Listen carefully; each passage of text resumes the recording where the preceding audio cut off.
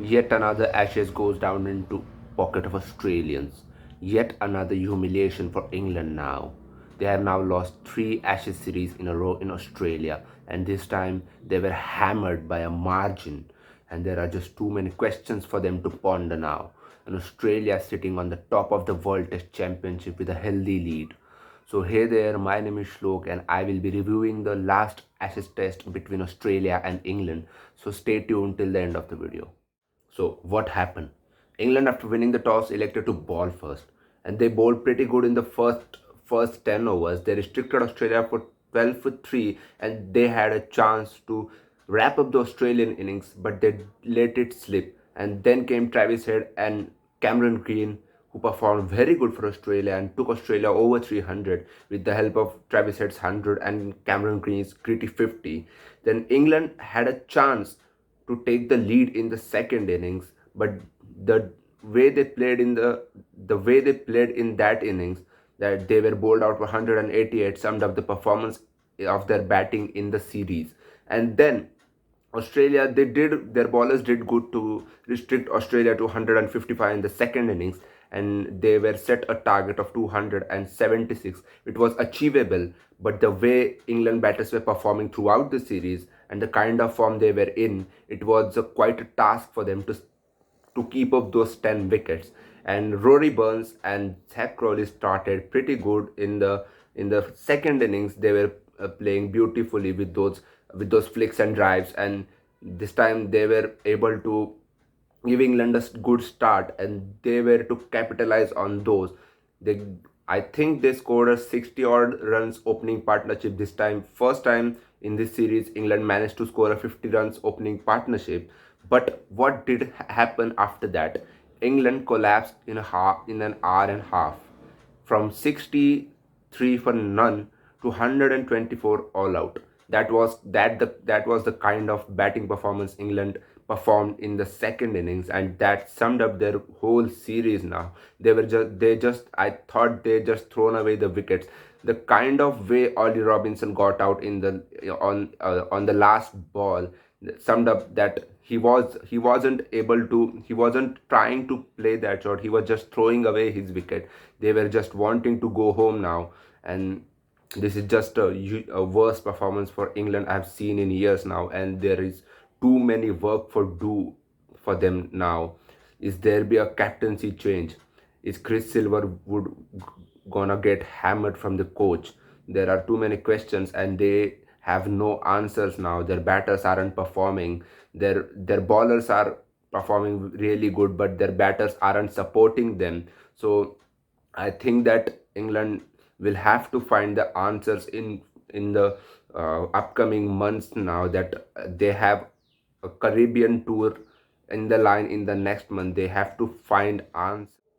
Let's talk about Australia's performance. They were 12 for 3 in the first innings, and then came Travis Head and Cameron Green. The way they led their innings from that to 300 was just pretty impressive from them. The kind of spirit they have shown, and the kind of speed in which they have scored the runs against the fired up English bowling lineup was the plus point for them.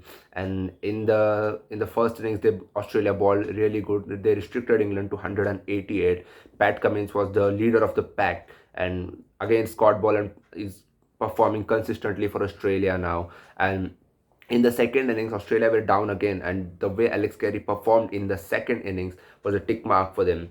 And when England were batting really good in the first hour, they were 63 for none in the second innings, and then the way Cameron Green came in and took those three wickets was impressive, and it is a tick mark for Australia now, and they are pretty good, a pretty happy side after that now.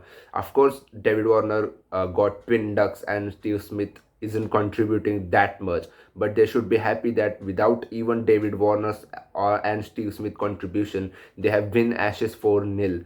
So I think Australia are on a very high note, will be on a high note now, and they are sitting on the top of the World Test Championship, and they are a serious contenders to win the World Test Championship. So what now for England?